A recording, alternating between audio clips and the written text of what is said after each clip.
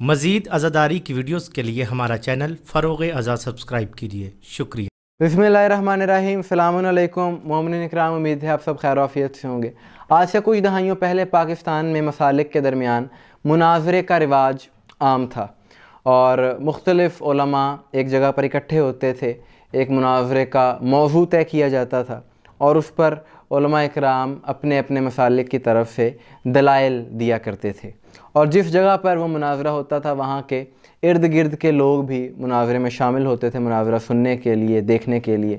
لیکن جیسے جیسے وقت گزرتا گیا پاکستان میں فرقہ واریت بڑھنے لگی اور لوگوں میں برداشت ختم ہونے لگی، تو اس چیز کے پیش نظر حکومت پاکستان میں مناظرہ کرنے پر پابندی عائد کر دی۔ یعنی آج کے دن اگر دو گروہ آپس میں مناظرہ مذہبی طور پر کرنا چاہیں تو نہیں کر سکتے کھلے عام، کیونکہ مناظرے پر پابندی عائد ہے۔ لیکن جیسے جیسے دور جدید ہوا، سوشل میڈیا کا زمانہ آیا، انٹرنیٹ کی ایکسیس ہر کسی کے پاس گئی،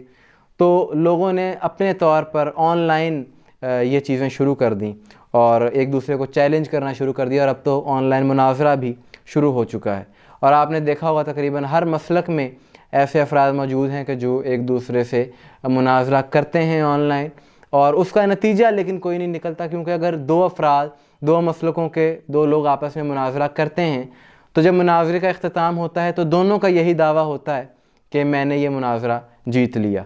لیکن اس کا اثر اس قدر ہو چکا ہے کہ سوشل میڈیا تک یہ محدود نہیں رہا، بلکہ علاقائی سطح تک اس کا اثر آ چکا ہے۔ گزشتہ روز مجھے ایک بھائی نے میسج کیا جن کا نام محمد نواز ہے، اور وہ بڑے پریشان تھے۔ انہوں نے ایک اخبار کی انہوں نے خبر چھپوائی ہوئی تھی، وہ بھی مجھے بھیجی، اور انہوں نے کہا کہ آپ میرے اس مسئلے پر ویڈیو بنائیں۔ ان کے ساتھ مسئلہ یہ پیش آیا کہ محمد نواز شیعہ مسلک سے ان کا تعلق ہے اور لاہور کے ایک علاقے میں ایک جگہ پر رہتے ہیں، تو ان کی وہاں پر اپنے علاقے میں کچھ مولویوں سے مذہبی بحث ہو گئی، اور مولویوں نے امامت پر اعتراض کر دیے، عقیدہ امامت پر، اور مولویوں نے کہا کہ اگر تمہارے پاس دلائل ہیں تو تم ہم سے مناظرہ کرو۔ اب انہوں نے مناظرے کا چیلنج قبول کر لیا، انہیں لگا کہ میں دلائل دوں گا اور بات ختم ہو جائے گی۔ جب انہوں نے مناظرے کا چیلنج ایکسیپٹ کر لیا تو 6 فروری 2023 کو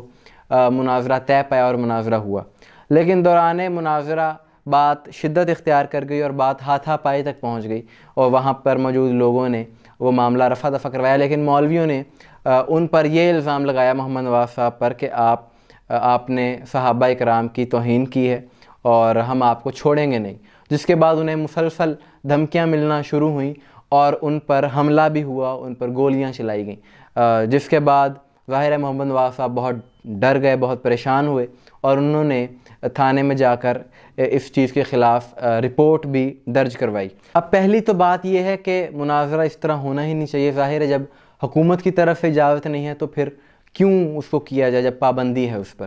تو۔ لیکن اگر کر بھی لیا ہے تو پھر دونوں افراد میں، دونوں پارٹیوں میں تھوڑا سا حوصلہ ہونا چاہیے ایک دوسرے کی بات سننے کا، نہ کہ یہ کہ جب دلائل ختم ہو تو اگلے پر الزام لگا کر وہاں پر لڑائی شروع کر دی جائے۔ تو انتظامیہ کو بھی چاہیے کہ ایسے لوگوں کے خلاف ایکشن لیا جائے کہ خود ہی جو وکیل بن کر الزام لگاتے ہیں اور جج بن کر فیصلہ سنا دیتے ہیں اور سزا دینے کے بھی اختیار سمجھتے ہیں کہ خود کو ہی ہے۔ بھئی اگر کوئی ایسی بات ہے تو آپ قانون کا سہارا لیں، آپ خود قانون کو کیوں ہاتھ میں لے رہے ہیں؟ اور دوسری بات یہ کہ اس طرح کے مناظروں سے اجتناب کرنا چاہیے، ان کا کوئی فائدہ نہیں ہے۔ اس دور میں کوئی بھی شخص دوسرے کی بات سننے کے لیے تیار نہیں ہے۔ جس شخص نے در اہل بیت پر آنا ہے وہ خود بخود آ جائے گا، وہ خود ریسرچ کرے گا، خود آ جائے گا۔ جس نے نہیں آنا، جس نے آپ کی بات نہیں سننی، وہ اس کو آپ لاکھوں دلائل دے لیں وہ نہیں آئے گا، اور اس کا نقصان آپ کو خود ہی اٹھانا پڑے گا۔ ظاہر ہے آج کل لوگ سوشل میڈیا پر دیکھ کر متاثر ہوتے ہیں اور وہی چیز پھر اپنی ریئل لائف میں بھی اپلائی کرنے کی کوشش کرتے ہیں اور اپنے لیے پھر مسائل پیدا کرتے ہیں، جیسا کہ اس معاملے میں ہوا۔ مناظروں کی بجائے جو درس اہل بیت نے ہمیں دیا ہے، جن کے ہم ماننے والے ہیں، ان کی جو تعلیمات ہیں، ان کا جو درس، اگر ہم اس کو اپنائیں تو مناظروں سے زیادہ اثر ہو سکتا ہے، لوگ زیادہ متاثر ہوں گے اس چیز سے، اور یہ چیز دیکھ کر وہ مکتبہ اہل بیت کے قریب آئیں گے۔ اس حوالے سے شیعہ علماء کونسل بڑا بہترین کام کر رہے ہیں اتحاد کے حوالے سے، بجائے اس کے کہ لوگوں کو دور کیا جائے، اتحاد کی بات کی جائے، لوگوں کو قریب کیا جائے۔ اور اس کا بہت بڑا فائدہ یہ ہوا، اس کی بڑی کامیابی یہ تھی کہ اس سال 13 رجب پہ